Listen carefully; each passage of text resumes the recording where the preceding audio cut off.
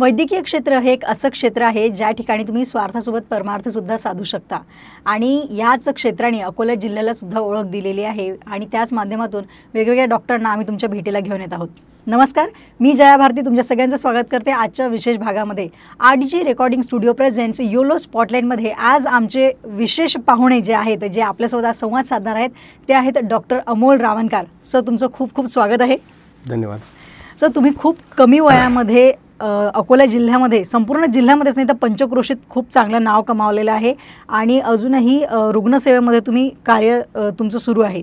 मला सगळ्यात आधी जाणून घ्यायचं की इतक्या कमी वयामध्ये सुरुवात करूनही आज रावणकर हॉस्पिटलसारखा एक मल्टी स्पेशालिटी हॉस्पिटल तुम्ही लोकांच्या सेवेमध्ये रुजू केलेलं आहे.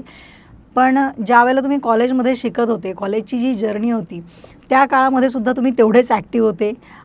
हे सगळं चांगलं सुरू असताना, मेडिकल ऑफिसरचा जॉबसुद्धा चांगला सुरू असताना नंतर आपण हॉस्पिटल शिफ्ट करायचं किंवा त्याच्या आधीची प्रोसेस काय होती? कारण की तुम्हीसुद्धा एक मध्यमवर्गीय परिवारातून आलेले आहात. जनरली जी मुलं स्वप्न बघतायत की आपल्याला मेडिकल क्षेत्रामध्ये उंच भरारी घ्यायची आहे, तर तुम्हीसुद्धा असंच एक छोटंसं स्वप्न उराशी बाळगून या क्षेत्रामध्ये आला होता. ती सुरुवात कशी होती?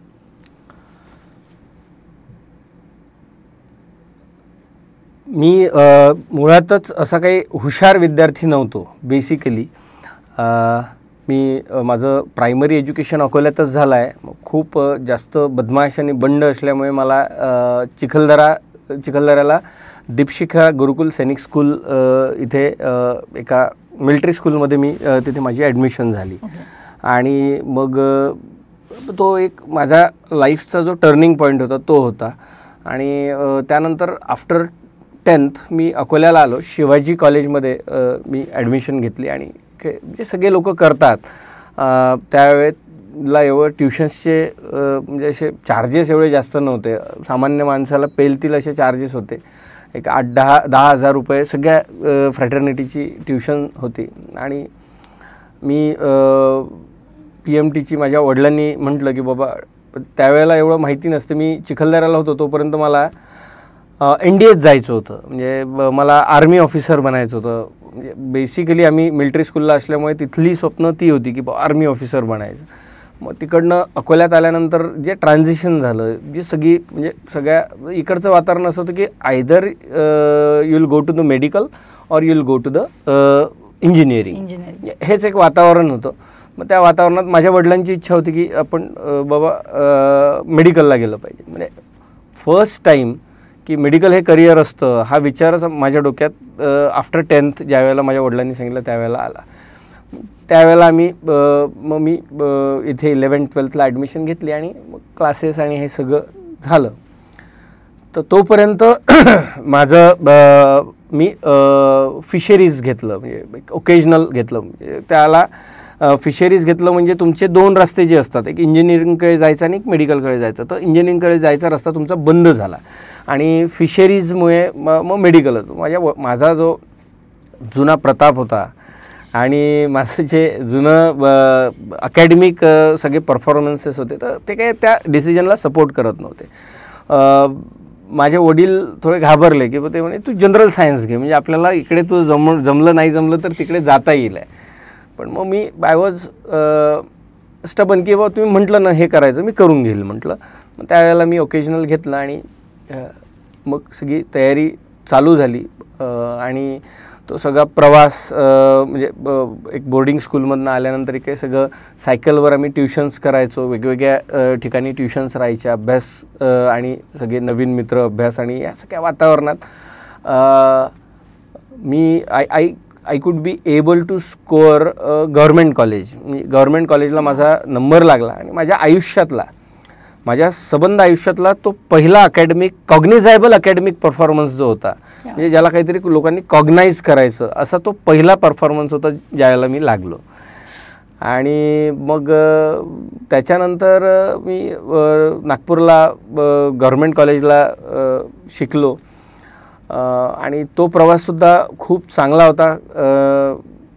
तुम्ही डेस्टिनेशनबद्दल विचार न करता तुमचा प्रवास एन्जॉय केला पाहिजे. तर नागपूरला ज्या कॉलेजमध्ये जे सगळं आपल्याला शिकायला मिळतं, तुमच्या व्यक्तिमत्वाचा एक सर्वांगीण विकास, हे तुमचं स्कूलिंगमध्ये तुमचं फाउंडेशन तयार होतं. आणि तुमच्या ग्रॅज्युएशन आणि पोस्ट ग्रॅज्युएशनमध्ये त्याचा कळस चढतो, त्याचं टॉपिंग होतं. तर ते सगळं व्यक्तिमत्व हे ह्या प्रक्रियेतनं घडतं घराच्या बाहेर निघाल्यानंतर एखादा मुलगा असेल. पण मेडिकल कॉलेजला असताना सुद्धा मग तुमचे प्रताप असेच सुरू होते की त्यावेळेला काही चेंज झाला होता? नाही, प्रताप असेच सुरू होते. बेसिकली असा मी काही अभ्यासू प्रवर्गातला मुलगा नव्हतो, त्यामुळे एक्स्ट्रा करिक्युलर कॉलेज पॉलिटिक्स असेल, बाकीच्या कुठल्या गोष्टी असतील, कुणाला मदत करायची असेल, काही ऑर्गनायझेशन्स असतील आणि काही कल्चरल ॲक्टिव्हिटीज असतील, स्पोर्ट्स ॲक्टिव्हिटीज असतील, काही आंदोलनं असतील, ह्या सगळ्यांमध्ये मी पुढे राहायचो, कधी लीड करायचो आणि त्याच्या माध्यमातनं म्हणजे ह्या सगळ्याच्या माध्यमातून माझा प्रचंड मोठा मित्रपरिवार हा कॉलेज डेजमध्येच होता. म्हणजे माझ्या सगळ्या विदर्भातली सगळ्या मेडिकल कॉलेजेसची मुलं ही माझी मित्र होती. माझं त्यांच्याकडे जाणं येणं होतं. अकोला गव्हर्नमेंट मेडिकल कॉलेज असेल, PDMC असेल, त्याच्यानंतर सावंगी मेघे कॉलेज असेल, नागपुरातली तिन्ही मेडिकल कॉलेजेस असतील. तर नागपुरात तर अशी कंडिशन होती की कुणाला कुठल्याही प्रकारची अडचण गेली की तो पहिला फोन काढून मला फोन करायचा. तर या पद्धतीने सगळ्यांशी हे होतं आणि मग अभ्यास हा सगळ्यात शेवटचा पार्ट होता. क्या बात आहे. बट स्टील असं सगळं असताना सुद्धा तुम्ही तुमची डिग्री जेव्हा कंप्लीट केली त्यावेळेला घरच्यांचे काय रिॲक्शन्स होते, की त्यांना खरंच असं वाटलं होतं का की तुम्ही इतक्या सगळ्या व्यापातनं आपली प्रॉपर डिग्री कंप्लीट करा म्हणून? त्यांना हेच वाटलं नव्हतं की हा लागू शकतो. म्हणजे आपल्याला प्रायव्हेट गव्हर्नमेंट कॉलेजमध्ये MBBS करणं हे तर आपला आमच्यासारख्या घरच्या लोकांसाठी हा विषयच नव्हता. आणि गव्हर्नमेंटला त्यावेळेला लागणं म्हणजे एखाद्या बापाची ही सगळ्यात मोठी अचिव्हमेंट असेल. कारण की काहीही म्हटलं आजही आणि त्याही दिवशी MBBS was a very prestigious degree. आणि मला बेसिकली लॉ करायचं होतं म्हणजे त्या सगळ्या प्रक्रियेतनं. पण मग माझ्या वडिलांची इच्छा होती आणि मग मलाही ते प्रॉमिसिंग करिअर वाटलं. मग मी ह्या दिशेने शिफ्ट झालो. आणि थ्रूआउट माय करिअर मी म्हणजे MBBSमध्ये सगळी लोकं म्हणजे असं 50 हे पासिंग पर्सेंटेज असतं. तर माझा स्कोअर हा अबव्ह म्हणजे एक फर्स्ट क्लासमध्येच मी सगळी वर्ष पास केली. आणि त्याच्यानंतर माझं MBBS कंप्लीट झालं. MBBS कंप्लीट झाल्यानंतर मी इंटर्नशिपसुद्धा नागपूर येथेच केली. आणि त्याच्यानंतर गव्हर्नमेंटमध्ये शिकलेल्या मुलांना बॉन्ड असतो, तर ती बॉन्डेड 1 वर्षाची सर्व्हिस कंपल्सरी असते. तर ती सर्व्हिस मी अकोल्याला केली. अकोल्याला मी बार्शी टाकडीला मेडिकल ऑफिसर म्हणून काम केलेलं आहे. कान्हेरी सरपला मेडिकल ऑफिसर म्हणून काम केलेलं आहे. त्यानंतर चतारीला मेडिकल ऑफिसर म्हणून काम केलेलं आहे. आणि ही माझी सर्व्हिस सुरू असतानाच माझा अभ्यास सुरू होता. आणि त्याच वेळेला अकोल्याच्या सामाजिक आणि राजकीय प्रवाहांशी माझा बऱ्यापैकी संपर्क आला. आणि असं आपलं हे दोन्हीही आयुष्य पॅरलली सगळे सुरू होते. आणि त्यानंतर मी धुळे गव्हर्नमेंट मेडिकल कॉलेज इथे माझा ऑर्थोपेडिक्सच्या PGसाठी नंबर लागला. आणि मग गव्हर्नमेंट मेडिकल कॉलेज धुळे येथे मी PG करण्याकरिता गेलो. आणि तिथे सुद्धा 2-2.5 वर्षाचं 2-3 वर्षाचं जे माझं टेन्युअर होतं ते मी कंप्लीट केलं. आणि त्याच्यानंतर मी अकोला येथे प्रायव्हेट प्रॅक्टिससाठी आलो. तुमच्या आयुष्याच्या प्रत्येक स्टेजेसमध्ये काही चॅलेंजेस असतात, प्रत्येक ठिकाणी काहीतरी चॅलेंजेस येतात. तर ते ओव्हरकम करतानाच तुमचं व्यक्तिमत्व घडत असतं, त्यातनंच तुम्ही भविष्यासाठी तयार होत असता. तशी प्रत्येक जागी चॅलेंजेस येत असतात, म्हणजे ग्रॅज्युएशन डेजमध्ये असो, पोस्ट ग्रॅज्युएशन डेजमध्ये असो. आणि त्याच्यानंतर ज्या वेळेला तुम्ही डिग्री म्हणजे कुठलाही एखादा MBBS ग्रॅज्युएट असतो, त्यानंतर तो म्हणजे PGची तयारी करतो, PG अचीव्ह करतो, PG करतो. आणि त्यानंतर ज्या वेळेला तो प्रॅक्टिससाठी येतो, तो मला असं वाटतं की that is the zero where we comes. म्हणजे तो शून्य आहे असं माझं मत आहे. तर हा सगळा प्रवास जो असतो एज्युकेशनल, तो त्या शून्यापर्यंत पोहोचण्याचा प्रवास असतो. क्या बात आहे, खूपच छान. पण हे PG ज्या वेळेला तुम्ही करत होते आणि मेडिकल ऑफिसर म्हणून जेव्हा तुम्ही बार्शी टाकळी असेल, कान्हेरी असेल, या ठिकाणी जेव्हा as a medical officer service दिली, तर ग्रामीण भागामध्ये काम करताना तुम्हाला काय वेगळे अनुभव जाणवले? की कारण त्यावेळेला तर मला असं वाटतं की तुमचं तो एक्सपिरियन्स घेणं सुरूच होतं, तो अनुभव तुम्ही घेऊन आले होते. माझं एक मत आहे की देशसेवा म्हणजे काय, व्हॉट इज द पेट्रियटिझम. तो जो ज्या ठिकाणी ज्याच्यावर जे दायित्व दिल्या गेलेलं आहे, ते जर त्यांनी इमाने इतबारे पूर्ण समर्पण देऊन जर केलं, तर तीच खरी देशसेवा आहे, तीच खरी देशभक्ती आहे. मी सहसा असं असतं की मेडिकल ऑफिसरशिपमध्ये असं होतं की कमीत कमी वेळ जायचं, जास्तीत जास्त वेळ म्हणजे अभ्यासासाठी म्हणा वेळ काढायचा, आणि कारण की PG प्रिपरेशन हे सगळ्यात महत्त्वाचं टास्क असतं. पण म्हणजे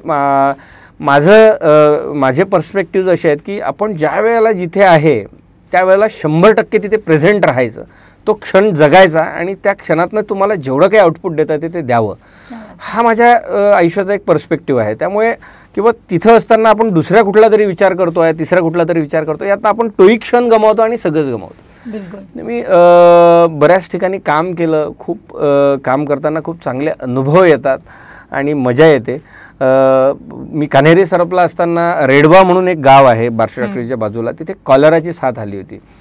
तर म्हणजे मी पहिल्यांदा असं पाहिलं की आम्ही तार बांधले, असे काय शाळेमध्ये तार बांधले आणि ताराला ताराच्याच हुक तयार केल्या आणि त्याच्यावर सलाईन लावल्या आणि लोकांना अशी 150-200 लोक, I was the only medical officer at that time, आणि बाकी सगळा पॅरामेडिकल स्टाफ होता, आणि 100-150 लोक त्या ठिकाणी अशी झोपलेली राहायची, ती बाजूला उलटी करत राहायची आणि म्हणजे त्यांना सलाईन चालू राहायची. म्हणजे साथ काय असते हे आम्ही त्यावेळेला पहिल्यांदा पाहिलं. आणि मग ते आजूबाजूच्या 3-4 गावात ती साथ फैलायला लागली. तर रात्री 2-2, 3-3 वाजता जाऊन आम्ही विहिरी, मी स्वतः त्यांच्यासोबत जायचो, मला ही सगळी सवय आहे, म्हणजे मला आवड आहे, मी स्वतः सगळ्यांसोबत जायचो. गावातला एखादा माणूस पकडून त्याला विहिरीत उतरवणे, त्याला ब्लिचिंग पावडरनी सगळं ब्लीच करणे, ह्या सगळ्या गोष्टी करणे, आणि मी 13-14 दिवस मी तिथेच झोपायला होतो, म्हणजे त्याच गावात झोपायला होतो. असे अनेक अनुभव त्या सगळ्या गोष्टीतनं मिळतात. आणि त्यात ती आठवणीतले दिवस आहेत. म्हणजे मी जी काही 2-2.5-3 वर्ष नोकरी केली, मला ते 13 दिवस आठवतात आणि त्यातलं एक आनंद मिळतो की आपण खूप छान काहीतरी केलं आहे. असं त्या गावात, एखाद्या गावात 4 विहिरी आहेत, तर त्या गावातल्या सगळ्या विहिरी ब्लिचिंग करणे, त्या लोकांना अवेअर करणे पाण्याबद्दल सगळं, आणि तिथली सरपंच आणि ती सगळ्या ते ग्रामीण भागातली जी सगळी यंत्रणा असते ती ज्या पद्धतीने काम करते, खूप चांगला अनुभव होता. तर तुम्ही इथे अकोला ज्या PG कंप्लीट केल्यानंतर तुम्ही दुर्गा चौकमध्ये जे तुमचं आधी जुनं हॉस्पिटल होतं ते कोणत्या वर्षी स्टार्ट केलं होतं? मी 1 मे 2017 माझ्या त्या हॉस्पिटलचं इनॉग्रेशन केलं होतं. इनॉग्रेशन पण जरा स्पेशल होतं, आम्हाला ते जाणून घ्यायचं आहे. माझं जे पहिलं हॉस्पिटलचं इनॉग्रेशन होतं ते इनॉग्रेशन मी माझा एक ज्युनियर आहे डॉक्टर राजेश्वर बुटे म्हणून, माझा 1 वर्ष कॉलेजचा ज्युनियर होता, तर त्याच्या हातून मी ते इनॉग्रेशन केलं होतं. तर त्याच्यात स्पेशल असं होतं की राजूचा ॲक्सिडेंट झाला होता. त्याचा ॲक्सिडेंट असा झाला होता की रात्री सकाळी विदर्भ एक्सप्रेसवर त्याच्या भावाला तो सोडायला चालला होता आणि तो मागे बसला होता, त्याच्या हातात कपड्यांची, म्हणजे त्याच्या भावाची बॅग होती, तर भाऊ गाडी चालवत होता आणि तो कौलखेड एरियात राहत होता. तिथनं येताना खदान एरियात खूप सारे म्हणजे स्ट्रे डॉग्स आहेत, कुत्रे आहेत, तर ते कुत्रे त्यांच्या मागं लागले. मग त्याच्या भावाला गाडी चालवताना तो भिला, मग भिला त्यांनी स्पीड वाढवली आणि एका साईडला, एका कळेला गेला आणि त्याचं डिवायडरला गाडी लागली. मग डिवायडरला गाडी लागून त्याला तर काही झालं नाही, पण मागे हा राजू बसला होता, याच्या मानेला इजा झाली आणि याचा C4 C5 व्हर्टेब्रा फ्रॅक्चर झाला, मानेचा 4था-5वा व्हर्टेब्रा फ्रॅक्चर झाला. आणि त्याला त्या दिवशीपासून मानेच्या खाली, म्हणजे एवढं तुम्ही आपली माळा जशी असते त्याच्या खाली त्याला संवेदना नाही आहेत, म्हणजे ही don't have any sensory or any motor power, म्हणजे त्याला चालता येत नाही, त्याला संडास लघवी पासनं इव्हन त्याच्या रेस्पिरेटरी मसल्स पण पॅरलाइज आहे. त्याचं रेस्पिरेशन हे ॲसिसरी रेस्पिरेटरी मसल्सवर होतं आणि त्याला अनहिड्रॉसिस आहे, म्हणजे त्याला घाम येत नाही, बॉडीला मेंटेन करायसाठी त्याला कंटिन्यू स्प्रे करत राहावा लागतो. त्याच्या एका हातात ग्रेड 2 आणि एका हातात ग्रेड 3 पॉवर. ग्रेड 2 पॉवर म्हणजे तुम्ही हा कप अगेन्स्ट ग्रॅव्हिटी पण नाही उचलू शकत, तो म्हणजे असा हलू शकतो पण असा नाही उचलू शकत, तर असं आहे. आणि त्याच्यानंतर म्हणजे एकदम डिपेंडंट लाईफ होतं त्याच्या, म्हणजे घरची अत्यंत साधारण परिस्थिती. त्याचे वडील सर्किट हाऊसला पिऊन होते, अत्यंत 1-2 खोलीचं घर, अत्यंत साधारण लोक, पण अत्यंत साधारण लोकसुद्धा त्यांचं म्हणजे कुठल्याही आलेल्या अडचणीचा उहापोह न करता त्या मुलाला त्यांनी जे बॅकअप दिलं, जे बॅकिंग दिलं आणि राजूनी ज्या पद्धतीने कमबॅक केलं. 2nd इयरमध्ये त्याचा ॲक्सिडेंट झाला होता, मग आम्ही सगळं 1-2 वर्ष वाया गेली त्या ट्रीटमेंटमध्ये सगळं, आणि त्याला सगळं नॉलेज आहे, त्याला सगळं माहिती आहे की हे कधीच परत येणार नाही. तर आम्ही ते युनिव्हर्सिटीत जाऊन नागपूरची ॲडमिशन त्याची अकोला GMCला कन्वर्ट केली आणि अकोला GMCत त्यांनी सेकंड इयर कंप्लीट केलं, थर्ड इयर कंप्लीट केलं, फायनल इयर कंप्लीट केलं, इंटर्नशिप कंप्लीट केली, मेडिकल ऑफिसरशिप कंप्लीट केली. Oh my God. आणि ज्या दिवशी माझं इनॉग्रेशन होतं त्याच दिवशी त्याचा MD पॅथॉलॉजीसाठी नंबर लागला होता. वाव. सो मला असं वाटतं की त्याला हातपाय हलवता येत नव्हते आणि तो सगळं काही करू शकत होता. म्हणजे तुम्ही जर त्याच्याशी चर्चा करायला बसले अर्ध्या तासानंतर बाहेर आल्यावर आपल्याला वाटतं की आपण काय करतो आपल्याकडे आपलं सगळं असल्यावर. तर मला असं वाटलं की he is a hero for me. तर मी त्याच्या हातून इनॉग्रेशन ठेवलं. क्या बात आहे, क्या बात आहे. पण त्या इनॉग्रेशनमध्ये बरीचशी शहरातली पण मान्यवर मंडळी उपस्थित होती आणि त्यानंतरही जेव्हा तुम्ही आता मल्टी स्पेशालिटीला शिफ्ट झालात त्यावेळेला सुद्धा त्या हॉस्पिटलचं उद्घाटन आदरणीय नितीन गडकरींच्या हातून करण्यात आलं होतं. तर काय ॲक्च्युअल बॅकग्राऊंड आहे, म्हणजे गडकरीजींशी तुम्ही कसे असोसिएट झाला किंवा हॉस्पिटलचं इनॉग्रेशन गडकरीजींच्या हातून करायचं हा मानस का बरं? सेकंड हॉस्पिटलचं इनॉग्रेशन ज्यावेळेला म्हणजे जे रावणकर मल्टी स्पेशालिटी हॉस्पिटल माझी स्वतःची वास्तू त्याचं ज्यावेळेला मी इनॉग्रेशन केलं तर म्हणजे बेसिकली आय बिलीव्ह इन, मी कर्मावर बिलीव्ह करतो. म्हणजे मी ज्यावेळेला माझा हा 14-14.5 कोटीचा प्रोजेक्ट होता, I didn't borrowed a single penny from anyone, not even from my father.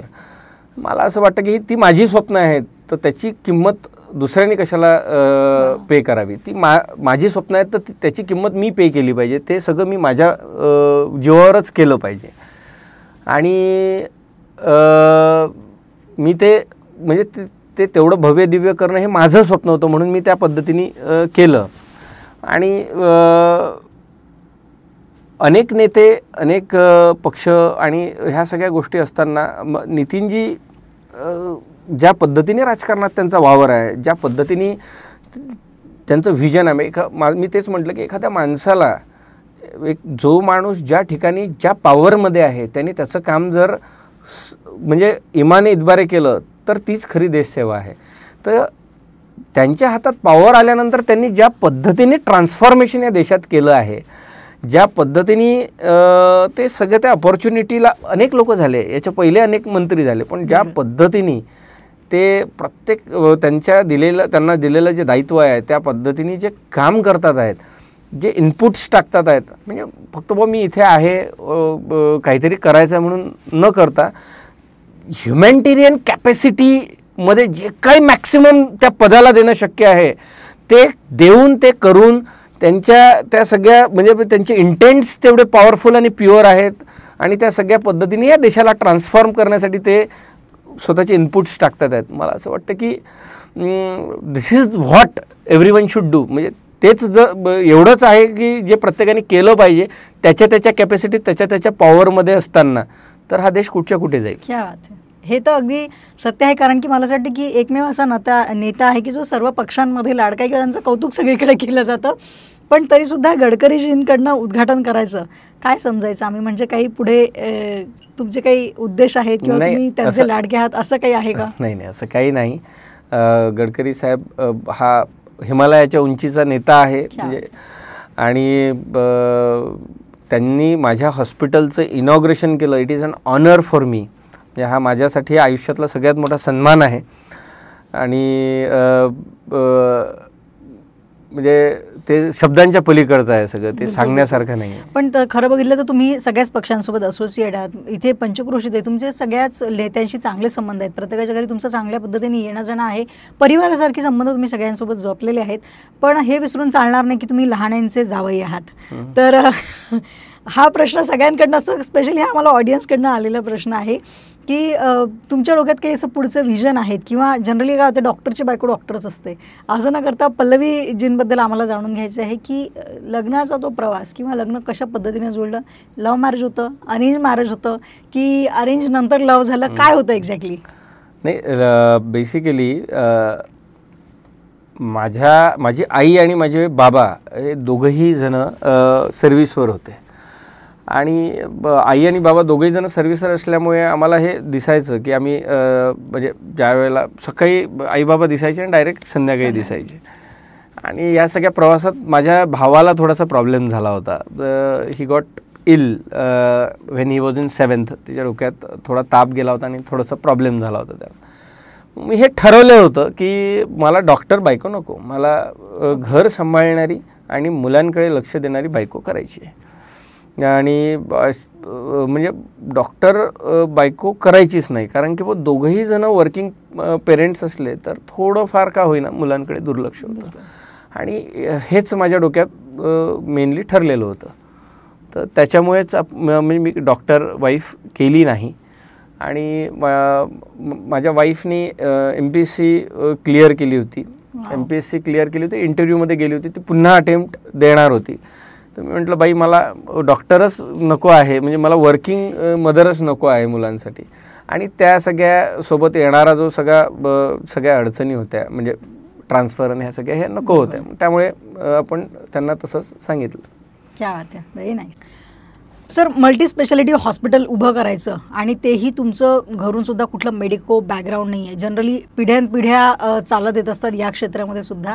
स्वतःला इस्टॅब्लिश करायचं, विशेषतः आजकालच्या काळामध्ये मेडिकल फील्डमध्ये इस्टॅब्लिश व्हायला खूप वेळ जातो आणि तुम्ही खूप कमी वयात ह्या सगळ्या अचिव्हमेंट्स मिळवलेल्या आहेत. सध्या तुमच्या रावणकार मल्टी स्पेशालिटी हॉस्पिटलमध्ये काय काय फॅसिलिटीज अवेलेबल आहेत? प्रॅक्टिस, एखाद्या सामान्य घरातला मुलगा ज्या वेळेला प्रॅक्टिसला येतो आणि त्याच्यासमोर अनेक चॅलेंजेस असतात. मी मगाशीच सांगितलं की तुमचा सगळा शिक्षणाचा प्रवास, ग्रॅज्युएशन म्हणजे पहिले PMT देणे, ग्रॅज्युएशनला लागणे, ग्रॅज्युएशन कंप्लीट करणे, इंटर्नशिप कंप्लीट करणे, बॉन्डेड सर्व्हिस कंप्लीट करणे, त्यानंतर PG प्रिपरेशन करणे, PG क्रॅक करणे, PGला नंबर लागणे, PGला नंबर लागल्यानंतर PG कंप्लीट करणे, PG कंप्लीट केल्यानंतर काही हँड्स ऑन आणि सगळे स्किल्स अचीव करणे. आणि तुम्ही ज्या विषयात पोस्ट ग्रॅज्युएशन केलं, म्हणजे ऑर्थोपेडिक्समध्ये मी केलं, त्या विषयात तुम्हाला एखाद्या प्रायव्हेट पेशंटला हाताळायच्या अगोदर पूर्ण प्रावीण्य प्राप्त करणे, ही सगळी प्रक्रिया असते एका शून्याला पोहोचायची. बिलकुल. आणि त्या म्हणजे एवढा सगळा प्रवास करून वयाच्या 27-28 वर्षापर्यंत तो मुलगा ती मुलगी एका शून्यावर पोहोचते. आणि मग सुरू होतो तो शून्य फोडण्याचा प्रवास. म्हणजे तुमची प्रायव्हेट प्रॅक्टिस, म्हणजे तुमचं प्रोफेशनल करिअर हे त्यावेळेनंतर सुरू होतं. आणि त्यावेळेला अनेक चॅलेंजेस असतात. म्हणजे मी स्पेसिफिकली मी तुम्हाला सांगतो की मला आता सगळ्यांनी म्हटलं की आता तू आला, मी मेडिकल ऑफिसर म्हणून GMCला जॉईन होतो. आणि मला त्या GMCचा मेडिकल ऑफिसर म्हणून माझ्या खूप आठवणी आहेत. तिथे माझा जो काही जनसंपर्क मॅक्सिमम तयार झाला तो त्या गव्हर्नमेंट मेडिकल कॉलेजचा मी कॅज्युअल्टीचा इंचार्ज होतो, अपघात विभागाचा इंचार्ज होतो. त्यावेळेला ज्या लोकांना मी मदत केली, त्यावेळेला जे लोकांशी संबंध तयार झाले, त्यातनंच माझा सगळ्यात जास्त जर मला फायदा झाला असेल या शहरात, या जिल्ह्यात आल्यानंतर, तर तो सगळ्यात जास्त त्या गव्हर्नमेंट मेडिकल GMCच्या कॅज्युअल्टीच्या ज्या मेडिकल ऑफिसरची ड्युटी आहे त्याचा मला झाला. जे बाकीचे मेडिकल ऑफिसर्स यायचे, संध्याकाळी 8 ते सकाळी 8 ड्युटी राहायची, तर ते 8 वाजता यायचे, सकाळी 10 वाजेपर्यंत बेड लावायचे, झोपून जायचे, सकाळी उठायचे, चालले जायचे. मी रात्री 8 ते सकाळी 8 पूर्ण वेळ जागायचो. आणि मी नुसतंच जागत नव्हतो, मी सगळ्यांना जागवायचो. म्हणजे जे मामा लोक काम करत नव्हते, जे गुट्टी मारायचे, काम नव्हते करत, 4-4, 5-5 दिवस कॅज्युअल्टीत पेशंट पडलेले राहायचे, ती सगळी सिस्टीम रुटीनाईज करण्याचं काम. आणि त्याच्या माध्यमातून जी रुग्णांना मदत झाली त्याचाच मला पुढे फायदा झाला. आणि मग त्यानंतर प्रायव्हेट प्रॅक्टिस टाकायची असं ठरलं. त्यावेळेला प्रायव्हेट प्रॅक्टिस हा जो विषय होता, मग मी जागा शोधायला लागलो. तर मी एका ठिकाणी गेलो आणि मला त्यांनी सांगितलं की 1 लाख रुपये महिना भाडं. तर मला टेन्शन आलं की म्हटलं आपल्याला तर 50,000 रुपये महिना पगार आहे. म्हणजे मला GMCचा 50,000 रुपीज पर मंथ सॅलरी होती. म्हटलं आपल्याला 50,000 रुपये महिना पगार आहे, याला 1 लाख द्यायचे कुठून? तर मला म्हणजे त्यावेळेला आपल्याला हेच नसतं की आपण प्रॅक्टिस टाकल्यानंतर पैसे कमवू शकतो हेच माहिती नव्हतं. म्हणजे मग मी 4-5 महिने 6 महिने कुठे गेलोच नाही. मग कोणाला ती जागाच शोधली नाही. मग थोडंसं इकडून तिकडून सगळी हिंमत लावून आपण ते मग एक सेटअप मी घेतलं भाड्याने. आणि तिथे 1 मे 2017 रोजी आपण प्रॅक्टिस सुरू केली. आणि त्यावेळेला मग पैसे तर काही जवळ नव्हते, होते थोडेफार पैसे होते. त्याची मी गाडी घेतली. मला डॉक्टर मोरे सर आले ना भेटलो मी त्यावेळेला. त्यांनी म्हटलं की पहिले तू कार घे म्हणे, तुला फिरायला सगळ्यात महत्त्वाची कार राहील. त्यांना पहिल्यांदा मी गाडी घेतली. आणि मग प्रायव्हेट प्रॅक्टिस टाकायची तर मग आपल्याला लोन मिळालं पाहिजे. लोन मिळालं पाहिजे यासाठी मी माझ्या 1-2 विवेक रावणकर म्हणून माझा भाऊ आहे, तो SBIला काम करतो, त्याच्या माध्यमातून एका ब्रांच मॅनेजर यांच्याशी माझी ओळख झाली. मग त्यांनी मला 25 लाख रुपीजचं लोन अप्रूव्ह केलं. मग त्या 25 लाख रुपयाचं लोन आणि मग काही लोकांशी आपल्या स्किल्सनी बोलणे, मग बाबा तुम्ही आम्हाला सामान पाठवून द्या, मग आम्ही काही गोष्टींना साईट मागणे की तुम्ही पाठवा, मग आम्ही तुम्हाला नंतर देऊयात, असं करून मी एक ते सगळं सेटअप तयार केलं आणि प्रॅक्टिस सुरू केली. इट वॉज व्हेरी चॅलेंजिंग आणि खूप ते असं वाटायचं काय आपण ज्या बॅकग्राऊंडमधनं आलेलो आहे तर ह्या अमाऊंट्स खूप मोठ्या होत्या त्यावेळेला आणि कशाचंही सोंग करता येतं, पैशाचं सोंग नाही करता येत. तर आणि त्याची एक भीती असते, आपल्यासारख्या बॅकग्राऊंडमधनं आलेल्या लोकांना एक भीती असते, पैशांचं एक बर्डन असतं. मग आय वॉज सो प्लीज्ड की मला ज्या मॅनेजरनी लोन दिलं होतं, मला असं वाटलं की त्यांनी किती मोठा मला फेवर दिला आहे. त्याच्या मुलाच्या लग्नात मी 2000 रुपये पाकिटात टाकून दिले होते त्याला. तर it was so big thing for me म्हणजे त्यावेळेला. आणि मग माझा जनसंपर्क पहिल्यापासून खूप चांगला होता, मी लोकांमध्ये राहिलेलो आहे कायम. म्हणजे नुसतंच माझी फील्ड नाही तर सगळ्या लोकांची खेळापाय माझ्या सगळ्यांशी संपर्क आला. विशेष करून 2016 मराठा क्रांती मोर्चा झाला होता, त्या वेळेला मी पूर्ण जिल्हा फिरून काढला. माझा सगळ्यांशी चांगला संपर्क होता आणि त्या संपर्कामुळे मला प्रॅक्टिस चालेल की नाही चालेल याची भीतीच नव्हती. आणि कुठलंही बर्डन न ठेवता मी ती प्रॅक्टिस सगळी सुरू केली. आणि मग जशी प्रॅक्टिस सुरू केली तर प्रॅक्टिसमध्ये मग त्यावेळेला पहिल्यांदा हातात पैसे यायला लागले. आणि मग पहिला महिना झाल्यानंतर माझं लोनचं मला इन्स्टॉलमेंट आली. तर मग त्यात प्रिन्सिपल अमाऊंट फार छोटी कटली, 7-8 हजार रुपये, आणि 30-40 हजार रुपये त्यातलं व्याज कटलं. तर एक मला वाटलं अरे बापरे, हे तर फार बदमाश लोक आहेत. त्यावेळेला असं आपल्याला फील होतं, आपल्याला माहिती नसतं, नॉलेज नसतं. पाकिटात दिलेले 2000 परत नाही. तर मग मी काय केलं की 5 लाख रुपये घेऊन गेलो आणि त्या मॅनेजर सरांना दिले की म्हटलं हे सर भरून टाका. तर म्हणे डॉक्टर साहेब असं नसतं, तुम्ही CA ठेवा. म्हटलं कशाला CA पाहिजे? नाही म्हणे तुम्ही CA ठेवा. म्हणजे एवढं बेसिक सगळं आपण त्या स्टेजमध्ये असतो. मग त्यावेळेला CA सरांना भेटलो, त्यांनी ते सगळं मॅनेज करून दिलं. आणि मग अशा पद्धतीचा तो सगळा प्रवास झाला. म्हणजे त्या गोष्टी किती म्हणजे मोठ्या होत्या त्यावेळेला. आणि मग एकदा आपण प्रॅक्टिसमध्ये आलो तर मला रिस्पॉन्स खूप चांगला मिळाला. म्हणजे माझं 1 मे 2017 रोजी माझं इनॉग्रेशन झालं आणि 2 मेची माझी 34 पेशंटची OPD होती. आणि पहिल्याच महिन्यात in the month of debut me 54 cases 54 operations केले माझ्या हॉस्पिटलला. बापरे. मला वाटतं हा फक्त लोकांचा विश्वास आहे जो तुम्ही तुमच्या जो प्रॉमिसिंग पिरियड होता तुमचा त्यावेळेस जे तुम्ही त्याच्या पहिले पण 1-1.5 वर्ष मी काम करत होतो. मी प्रायव्हेट आयकॉन, ओझोन आणि सिटी हॉस्पिटल इथे ऑपरेट करत होतो. पण माझा तो पहिला महिना होता आणि मी खूप लोकांशी बोललो. म्हणजे ओव्हरवेल्मिंग रिस्पॉन्स होता हा. असा रिस्पॉन्स मिळणं फार मोठी गोष्ट आहे. दॅट टू म्हणजे विदाऊट एनी माल प्रॅक्टिस. मी कुठे गेलो नाही कुणाला, म्हणजे फक्त माझं इनॉग्रेशन केल्यानंतर न करता जे ऑर्गॅनिकली लोक तुमच्यापर्यंत येत गेले. तर हा खूप चांगला रिस्पॉन्स होता आणि लोकांनी खूप मदत केली. लोकांमुळेच आपण ह्या स्टेजला पोहोचलो. लोकांनी विश्वास ठेवला. एका नवीन मुलावर एवढा विश्वास ठेवणे मोठी गोष्ट आहे. बिलकुल सर. असं बरेचदा बोललं जातं की प्रत्येक नाण्याच्या 2 बाजू असतातच. मेडिकल फील्ड म्हटल्यानंतर ज्या पद्धतीने तुम्ही म्हटलं की एवढा चांगला रिस्पॉन्स किंवा लोकांनी तुमच्यावरती विश्वास दाखवत गेले, खूपदा असं होतं की डिफ्रेम करणारी पण लोक असतात की जे कुठेतरी तुमचा अपप्रचारही सातत्याने करत असतात. आता अशी ओरड असते बरेचदा काही लोकांकडनं की ज्या वेळेला तुम्ही जुन्या हॉस्पिटलला होता तेव्हा आणि आता रावणकर सरांमध्ये बराच काही चेंज झालेला आहे, सर खूप जास्त कमर्शियल झाले, असे काही व्ह्यूज येतात. यावरती तुम्ही काय बोलाल त्यांना? नाही, असं काहीच नाही. उलट आता माझ्याकडे योजना आहे. त्यावेळेला माझ्याकडे योजना नव्हत्या. मला प्रायव्हेटमध्ये काम करायला लागायचं. आता माझ्याकडे महात्मा फुले जनआरोग्य योजना मी हॉस्पिटलला घेतली आहे. मुख्यमंत्री सहायता निधी आमच्याकडे आहे आणि त्याच्या माध्यमातून मी माझ्या हॉस्पिटलला 18 वर्षाच्या खालचा कुठलाही मुलगा असो त्याचं total free of cost surgery करून देतो. म्हणजे ती योजनेत बसो नाही बसो, आम्ही आमच्या साईडने ती आमची एक पॉलिसी बनवून ठेवलेली आहे. कुठलाही खेळाडू असो, आमच्या आपले क्रीडाधिकारी आहेत भट सर, म्हणजे ग्राउंडवर पडलेला कुठलाही मुलगा कुठलाही स्पोर्ट्सचा असतो, आम्ही टोटल फ्री ऑफ कॉस्ट त्याच्या सर्जरीज करतो. या जिल्ह्यातला कुठलेही हबप महाराज जे आहेत तर त्यांचं टोटल ट्रीटमेंट आम्ही डे 1 पासून फ्री करतो.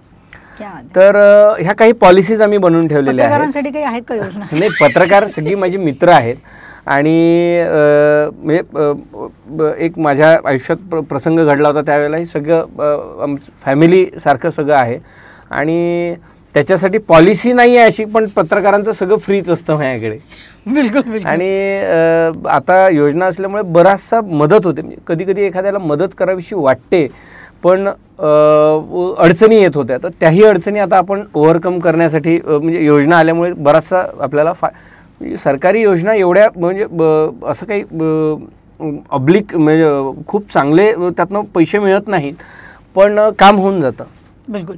असं बरेचदा आपल्या शहरामध्ये सुद्धा आम्ही असं ऐकलेलं आहे, खूप सगळ्या सिनियर डॉक्टर्सकडनं सुद्धा ज्यांची इतक्या वर्षाची प्रॅक्टिस झालेली आहे त्यांचं हे असतं की डॉक्टर लोक एवढा अभ्यास करायचा, नंतर सेवासुद्धा द्यायची, रुग्णसेवा पण करायची, पण बरेचदा त्यांना सुद्धा एक्स्टॉर्शन असेल किंवा बाकी काही त्रास असतात, लोकांचे पण कधी ना कधी असे त्रास असतात. तर तुम्ही असा कधी अनुभव तुम्ही फेस केला आहे का किंवा अशी तुमच्यासोबत कधी अडचण निर्माण झाली आहे का? या गावात कोणाची हिंमत नाही माझं एक्स्टॉर्शन करायची. माझ्या इथे असं कधीच होत नाही सर. मी आपण ज्या वेळेला काम करतो आणि आपले एफर्ट्स ज्या वेळेला पेशंट बघतो ना, तर तोच त्या सगळ्या गोष्टी पाहून त्याला समजतं की पुढच्या माणसाने त्यात जीव ओतला आहे आणि त्याच्यानंतर सुद्धा ते झालं नाही, तर त्यावेळेला पेशंटच स्वतः म्हणजे हात जोडून जातो की डॉक्टर साहेब तुम्ही खूप चांगले प्रयत्न केले पण नाही झालं. नाही, या पलीकडे सुद्धा काही असामाजिक तत्व असतात जी त्रास देण्याचा प्रयत्न करतात, असं तुमच्यासोबत कधी झालं? नाही, असं माझ्यासोबत कधी झालं नाही आणि तुम्हाला त्या पद्धतीने राहावं लागतं. तुम्ही तुमचं काम चांगलं असलं पाहिजे, तुमच्या कामात कसली खोट नसली पाहिजे, तर असं कधी होत नाही. आणि असं किरकोळ गोष्टी कुठेही होत राहतात, तर त्या काही अशा बॉदर करण्यासारख्या नसतात असं माझं मत आहे. आणि आमच्याकडे एक तुम्ही ते विचारलं एखाद्या पेशंटची डेथ झाली तर आमच्याकडे एक पॉलिसी आम्ही केलेली आहे की XYZ कुठलाही पेशंट एक्सपायर जर झाला मग त्याचं काहीही बिल असो आम्ही ते वेव ऑफ करून टाकतो. म्हणजे नको असं ठरलेलं आहे. म्हणजे असं ठरलं की ऑपरेशन आहे 50,000मध्ये ऑपरेशन आहे, ते पैसे यायचे राहिले होते, पेशंटचं ऑपरेशन झालं, चांगलं झालं, दुसऱ्या दिवशी सडनली कार्डियाक अरेस्टमध्ये गेलं, मग आम्ही सोडून देतो ते पेमेंट्स. बापरे. त्यांनी बरीचशी पॉझिटिव्हिटी क्रिएट होते. काय त्या स्टेजला पेशंट फार वेगळ्या सायकोलॉजीत असतो. तर म्हणजे एक प्रकारे मी जसं सुरुवातीलाच म्हटलं की स्वार्थासोबत परमार्थ साधायचा, तर ह्या दोन्ही गोष्टी तुम्ही पॅरलली सांभाळत आहात.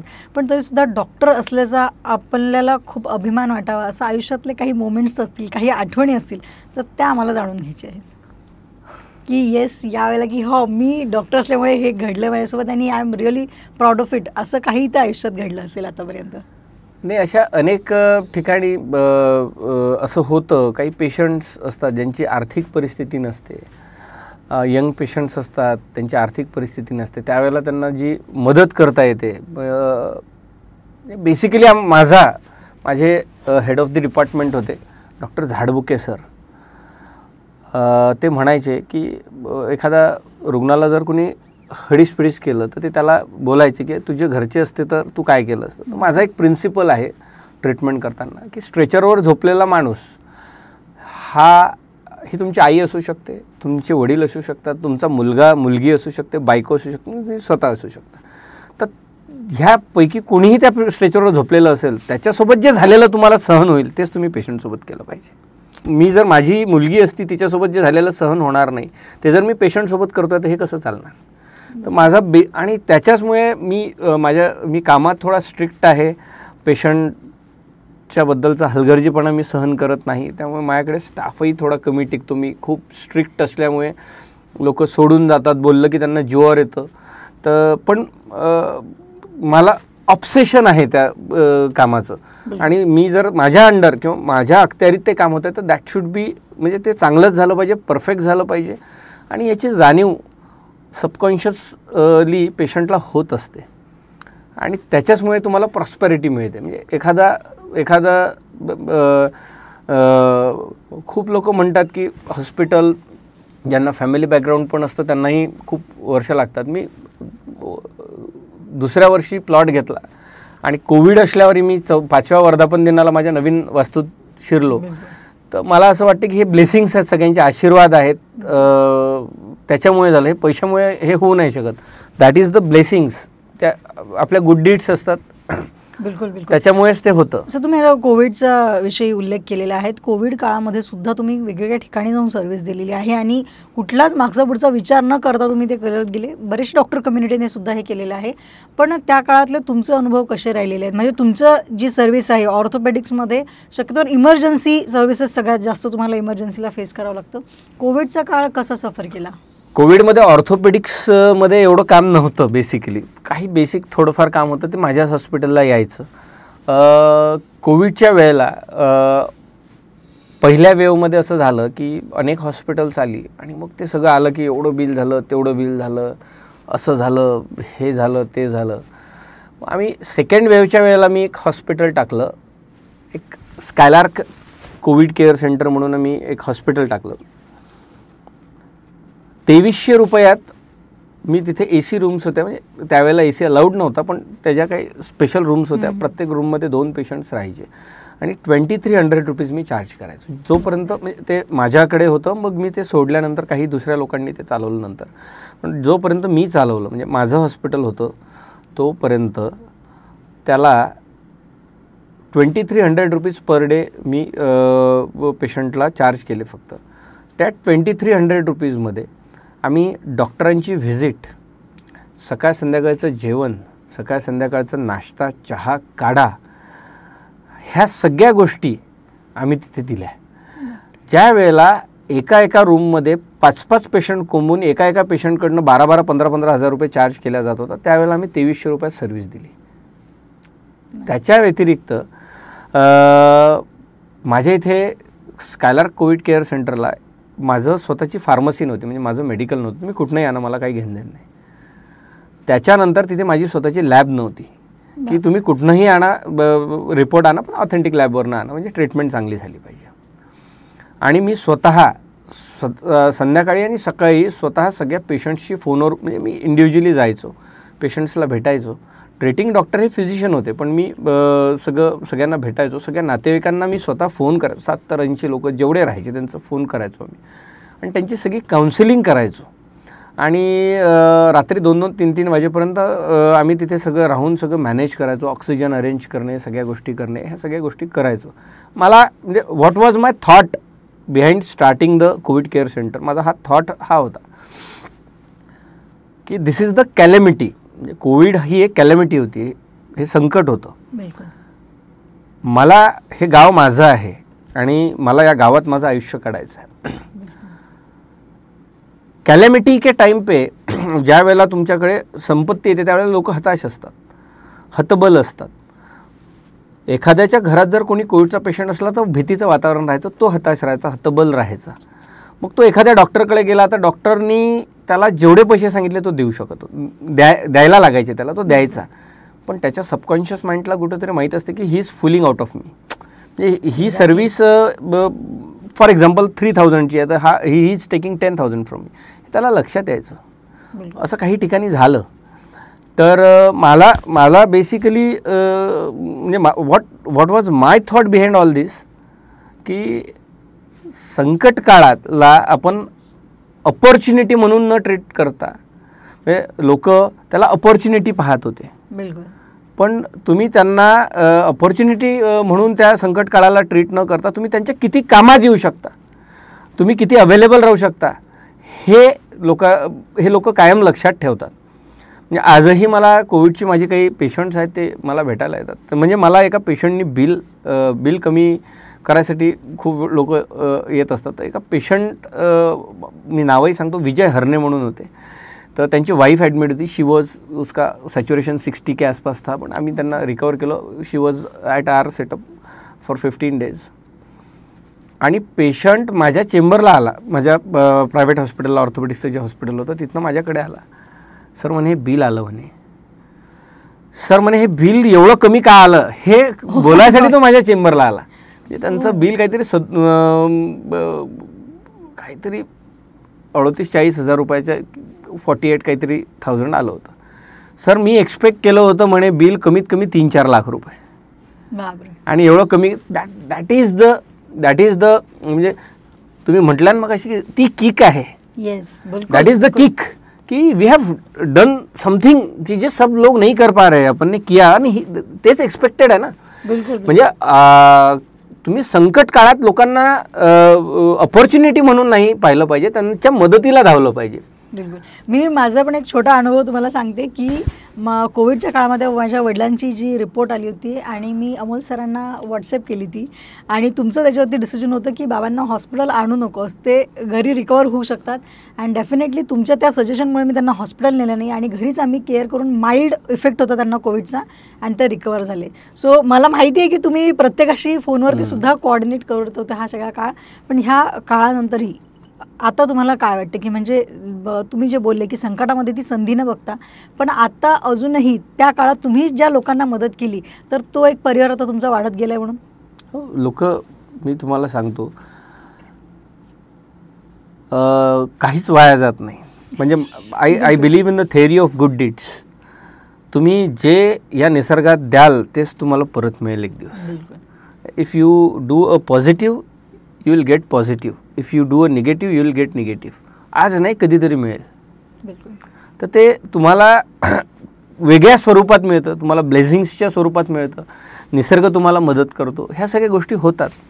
पण जो तुमचा आधीपासून एक रिबेलियस स्वभाव राहिलेला आहे, जसं तुम्ही कॉलेज लाईफमध्ये असेल, GMCला असेल, तुम्ही काम करत गेले आणि आजही जेव्हा एक हॉस्पिटलला एक रेस्पेक्टिव्ह डॉक्टर म्हणून तुम्ही काम करतात, स्टील तुमच्या मागचा मित्रपरिवार आजही कमी झालेला नाही. आम्ही ते जनरली सगळीकडेच बघत असतो की तुमच्यासोबत प्रत्येक वेळेला तुमचा मित्रपरिवार असतो. मग ते हॉस्पिटलचं उद्घाटन असू दे, गणपती असू दे किंवा घरातला कुठलाही फेस्टिवल, हा सगळा परिवार नेहमी तुमच्यासोबत असतो. नेमकं काय कारण आहे की अजूनही यूथ तुमच्याशी त्या पद्धतीने कनेक्ट आहे? मला असं वाटतं की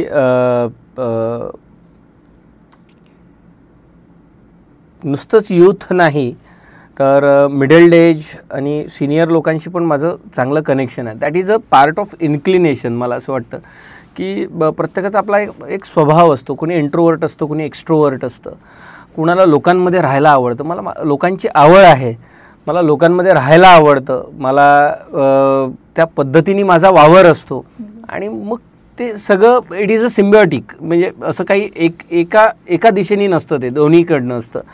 तर प्रत्येकाचं आपलं आपलं एक इन्क्लिनेशन असतं, त्याच्या हिशोबाने ते होतं असं मला वाटतं. क्या आहे.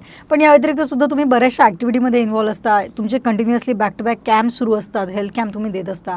त्या व्यतिरिक्त स्पोर्ट्सच्या बऱ्याचशा ॲक्टिव्हिटीमध्ये तुम्ही असोसिएट आहात. त्या व्यतिरिक्त सांस्कृतिक जे काही आपल्या शहरामध्ये चळवळी होत राहतात, छोटे मोठे कार्यक्रम असतील, काही चांगल्या पद्धतीचे आयोजनं केले जातात, त्यातही तुमचा सक्रिय सहभाग असतो. तर एक हॉस्पिटल सांभाळून स्वतःचं एक व्यावसायिक आयुष्य आणि त्याच्यासोबत मग ह्या सगळ्या गोष्टी मॅनेज करायच्या, कशा पद्धतीचं बॅलन्स तुम्ही करता? मी पहिलेही तुम्हाला सांगितलं की ह्या सगळ्या गोष्टी तुम्हाला काय हवं असतं, म्हणजे तुमचं इन्क्लिनेशन कुठे आहे. लोक मला खूपदा म्हणतात की डॉक्टर साहेब तुम्ही हे सगळं करता कसं. तर मला ते करायसाठी वेगळा वेळ नाही काढावा लागत. मला त्यातनं आनंद मिळतो, मला लोकांमध्ये राहिल्याने आनंद मिळतो, त्यामुळे तो वेळ बरोबर निघून जातो. फॉर एक्झाम्पल एखादा जिम करतो कोणी, तर ती त्याची हॉबी आहे, त्यांनी त्याला आनंद मिळतो, तर तो त्याच्यासाठी बरोबर वेळ काढून घेतो, तो दिवसात कितीही मोकळा असला तरी.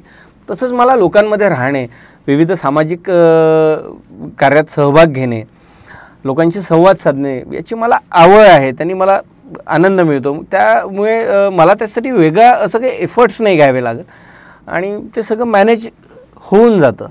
आणि मला असं वाटतं की काहीतरी आपण म्हणजे आपला रिकामा वेळ गेल्यापेक्षा आपण काहीतरी केलं पाहिजे. मागे आम्ही एक स्पोर्ट्समध्ये जिल्हाभरात विविध क्रीडा संघटना आहेत, शारीरिक शिक्षक क्रीडा संघटना असेल, कबड्डी महासंघ असेल, सॉफ्ट टेनिस असोसिएशन असेल, वेगवेगळ्या संघटना असतील, आपलं डिस्ट्रिक्ट स्पोर्ट्स ऑफिस असेल, यांच्या माध्यमातून बरेचसे काही lectures, sports injury related lectures आम्ही अरेंज करतो. त्याच्यानंतर विविध खेळाचे म्हणजे सामन्यांचे आयोजन असेल, एक मोठा इव्हेंट आम्ही 2016मध्ये ऑर्गनाईज केला होता अकोल्याला. गेल रफ्तार म्हणून पॅन इंडिया हा एक कार्यक्रम अरेंज झाला होता. 100 ठिकाणी एकाच दिवशी एकाच वेळेला 100 ठिकाणी पूर्ण देशामध्ये 100 मीटर, 200 मीटर, 400 मीटर ह्या प्रवर्गातलं टॅलेंट हंट करायसाठी हा एक इव्हेंट होता. गेल रफ्तार म्हणून गेल कंपनीच्या CSR फंडमधून हा सगळा झाला होता. त्यावेळेला एक NYCS म्हणून ऑर्गनायझेशन आहे, त्या ऑर्गनायझेशनचा मी डिव्हिजनल कोऑर्डिनेटर होतो आणि मी तो इव्हेंट घेतला. मग त्या इव्हेंटला घेण्यासाठी म्हणजे कुठला जरी इव्हेंट घ्यायचा असं नाही घेतला मी.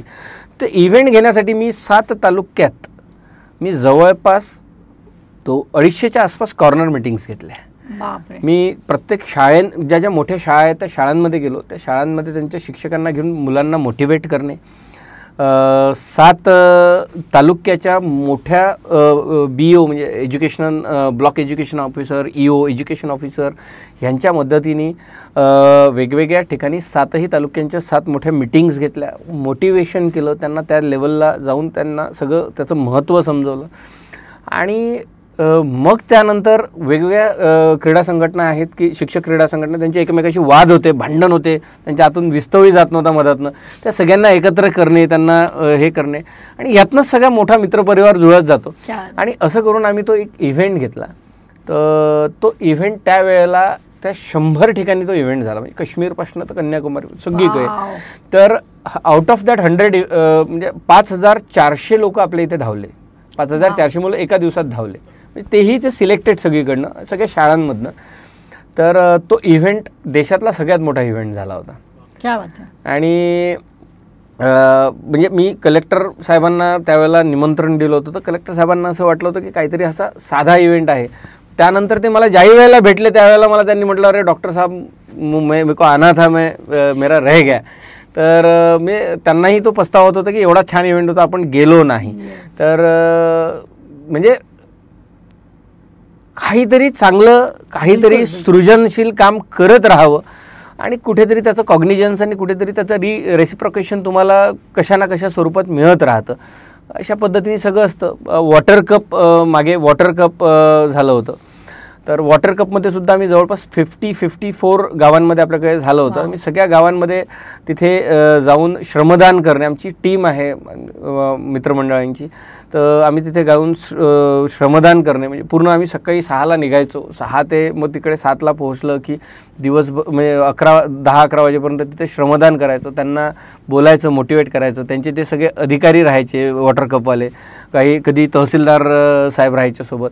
मग त्यांना ते मोटिवेट करायचं आणि त्यांचे स्लोगन्स होते सगळे, ते खूप असं मजा यायची.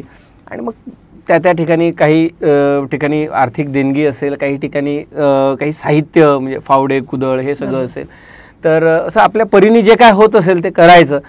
या नाही त्या पद्धतीने ह्या समाजाशी एकरूप राहणे, त्यांच्या सगळ्या ह्या ॲक्टिव्हिटीजमध्ये इन्व्हॉल्व होणे, हे सगळं काही आहे. म्हणजे पण याच्यासोबत तुम्ही मराठा क्रांती मोर्चामध्ये पण तुमचा रोल होता. मराठा क्रांती मोर्चामध्ये एंटर करताना किंवा त्याच्यासाठी काम करत असताना ॲज अ प्रोफेशनल लाईफमध्ये काही इफेक्ट होईल याचा, अशी तुम्हाला कुठे भीती जाणवली का? नाही, मराठा क्रांती मोर्चा बेसिकली ही मुवमेंट जी होती, it was a rage against a event. जो कोणी म्हणजे असा एक इव्हेंट झाला होता की तो एक प्रतिकात्मक इव्हेंट होता आणि त्याचा निषेध करणं आणि तोही ह्या लेवलला. तर मला असं वाटतं की महाराष्ट्रात ती जी सगळी मोर्चे झाले, तर ही महाराष्ट्राचं समाजमन किती संवेदनशील आहे की एका स्त्रीवर अत्याचार होतात त्यावेळेला लाखोच्या संख्येने लोक रस्त्यावर येऊन त्याचा निषेध करतात, हे दाखवणारं होतं. त्याच्या माध्यमातनं मराठा समाजाची जी सोशिओ इकॉनॉमिक कंडिशन आहे, आर्थिक आणि सोशिओ इकॉनॉमिक कंडिशन आहे, त्याचं जे स्थित्यंतर आहे मागच्या 70-80 वर्षातलं जे काही स्थित्यंतर आहे, ते स्थित्यंतर आणि त्याच्यातनं उद्भवणारे प्रॉब्लेम्स आहेत, त्याला कोणी नॅरेटच करायला तयार नाही. म्हणजे असं एक सेईंग आहे की महाराष्ट्रातली सत्ता ही कायम मराठ्यांच्या हातात राहते. पण मला असं वाटतं की मुख्यत्वे मराठा समाजात एक संस्थानिक मराठी म्हणजे म्हणजे हा शब्द मराठवाड्यात खूप प्रचलित आहे की जहागीरदार मराठा आणि रयत मराठा. तर संस्थानिक मराठे म्हणजे जे संस्थानिक आहेत, ज्यांच्याकडे कायम सहकार राजकारण राहतं, त्यांना पाहून तुम्ही समाजाचं आकलन नाही करू शकत. तर हा जो सामान्य मराठा समाज आहे हा ॲव्हरेज 3, 4, 5 एकर लँड होल्डिंगवर आलेला आहे. म्हणजे मी असा पाहिलेला आहे की ज्याच्या आजोबांकडे 500 एकर जमीन होती आणि त्याच्या नातवाकडे 5 एकर जमीन आहे, असाही माणूस मी पाहिलेला आहे. तर त्या ट्रान्सफॉर्मेशनमध्ये ते सेटच नाही झाले आणि बऱ्याचशा गोष्टी त्यांना त्यांच्या त्या अडचणी सगळ्या निर्माण झाल्या आणि त्याचा हा उद्रेक होता आणि तोही उद्रेक एवढ्या संवेदनशील पद्धतीने मांडणारा हा म्हणजे तो आमचा मोर्चा होता. आणि आमचा मोर्चा जो होता, ज्यावेळेला आम्ही सगळं इनिशिएटिव्ह घेतला, तर हा आमचा विदर्भातला पहिला मोर्चा होता. म्हणजे विदर्भात जो मेन मुद्दा होता आरक्षणाचा, तो आमच्याकडे सगळ्यांचं जवळपास कुणबी सर्टिफिकेशन आहे, त्यामुळे तो मुद्दा नसतानासुद्धा हा आमचा त्यावेळेसचा सगळ्यात मोठा मोर्चा अकोल्यातला झाला होता. आणि खूप तोही खूप समृद्ध करणारा अनुभव होता. त्याचं सगळं नियोजन, म्हणजे एखादा माणूस त्या खेड्यातनं मोर्चाच्या ठिकाणी येईल कसा आणि तो जाईल कसा याच्या नियोजनापासून तर त्याचं तिथे मी स्वतः म्हणजे व्हॉलेंटियर्सचं ट्रेनिंग घेतलेलं आहे. वॉकी टॉकी घेऊन त्याचं सगळं ट्रेनिंग आम्ही घेतलेलं आहे. व्हॉलेंटियर्सचं ट्रेनिंग घेतलेलं आहे. पेशंट म्हणजे येणारा जो आपला समाज बांधव आहे त्याच्याशी बोलायचं कसं, त्याला माऊली, जसं आपण गजानन महाराजाच्या मंदिरात म्हणतात माऊली, कोणी थुंकलं तर त्याला म्हणायचं माऊली सरका, झाडू घेऊन पोसायचं. आम्ही स्वतः तिथे मी अनेक मोठी डॉक्टर्स पाहिलेली आहेत, अनेक मोठे व्यावसायिक उद्योजक आणि समाजातली अशी मोठी लोकं पाहिली की ज्यांनी म्हणजे झेंड्यांना खिळे मारले, ज्यांनी पाऊच उचलले रस्त्यावरचे, ज्यांनी रस्ते झाडले. असा मला असं वाटतं की इट वॉज असा एक ती घटना होती की त्या घटनेमुळे समाजाला एक दिलपणा आला होता. म्हणजे मी अनेकदा मी ज्या वेळेला बोलायचो आणि नियोजनाचं मांडायचो की लोक म्हणायचे आरक्षण मिळेल की नाही मिळेल. म्हटलं आरक्षण मिळेल नाही मिळेल ते होत राहील, पण मला असं वाटतं की एकमेकाच्या धुऱ्याच्या भांडणासाठी एकमेकाच्या अंगावर कुऱ्हाड घेऊन धावून जाणारे भाऊबंदकीतले लोक एकमेकाच्या मांडीला मांडी लावून एका जीपमध्ये जर मराठा क्रांती मोर्चाचा प्रचार करायला फिरतात आहे, तर मला असं वाटतं की आपण इथेच लढाई जिंकलो. हीच आपली सगळ्यात मोठी अचीवमेंट आहे. आणि जे तुम्ही आधी बोलले की डेस्टिनेशन पेक्षा तो जो प्रवास जो असतो, मला वाटतं तो सगळ्यात महत्त्वाचा आणि तोच ह्या मराठा क्रांती मोर्चाने सुद्धा दिलेला आहे. या सगळ्या गोष्टींमध्ये मगाशी उल्लेख करताना तुम्ही मोटिवेशनबद्दल सुद्धा बोलले होते. तुमच्या लाईफमध्ये किंवा कधीतरी असं एक सर्टन पॉईंट येतो, एवढं मोठं हॉस्पिटल उभं करायचं, बॅकग्राऊंड तशा पद्धतीचं नाही, किंवा अजूनही ज्या काही आयुष्यात पुढे छोट्या मोठ्या अडचणी येतात, कधीतरी त्या एका पॉईंटवरती व्यक्ती कुठेतरी हताश होतो किंवा कधीतरी लो डाऊन झाल्यासारखं फील होतं. अशा वेळेला तुम्ही स्वतःला कसं मोटिवेट ठेवता, या तुमचा सोर्स काय आहे जिथनं तुम्ही हे मोटिवेशन मिळवता?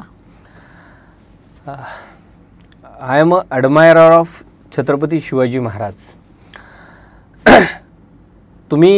मला असं वाटतं की तुम्ही शिवरायांचं जर चरित्र वाचलं तर आपल्या आयुष्यात येणारा कुठलाही सगळ्यात मोठा प्रॉब्लेम हा त्यांच्या आयुष्यात आलेल्या सगळ्यात छोट्या प्रॉब्लेमपेक्षाही छोटा आहे.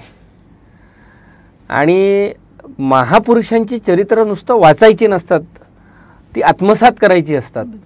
आणि आपण त्यांच्या पायाच्या धुळीची जरी बरोबरी करू शकलो तरीही आपलं आयुष्याचं आपलंच आयुष्यच नाही तर आपल्या 100 पिढ्या समृद्ध होतील, एवढी ऊर्जा आणि एवढं सगळं त्यांच्या चारित्र्यात आहे.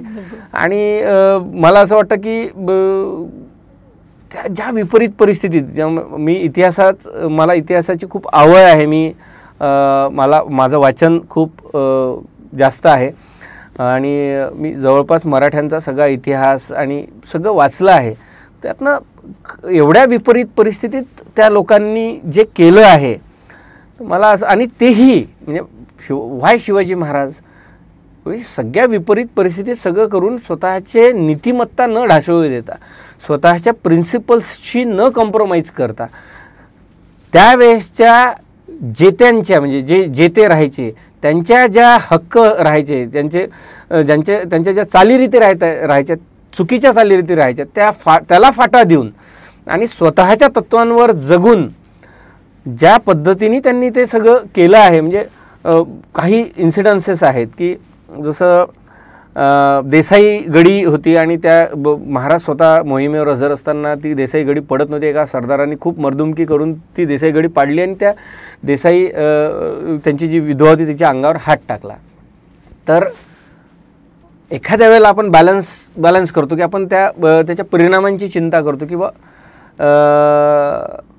साला आपला सरदार आहे हा, याला जर शिक्षा दिली तर सैन्यात काय मेसेज जाईल, आणि याला जर शिक्षा दिली आपण तर सैन्यात काय मेसेज जाईल, दुसऱ्या बाईसाठी आपण आपल्या माणसाला शिक्षा कशी करायची. त्यांनी हा विचार नाही केला. What is right and what is wrong, what is justice and what is not justice. म्हणजे त्यांनी ज्यांनी ती मर्दुमकी करून ती गडी काबीज केली, पण त्यांनी केलेल्या चुकीमुळे त्यांनी त्याचा चौरंगा केला आणि त्याचे हातपाय कलम केले.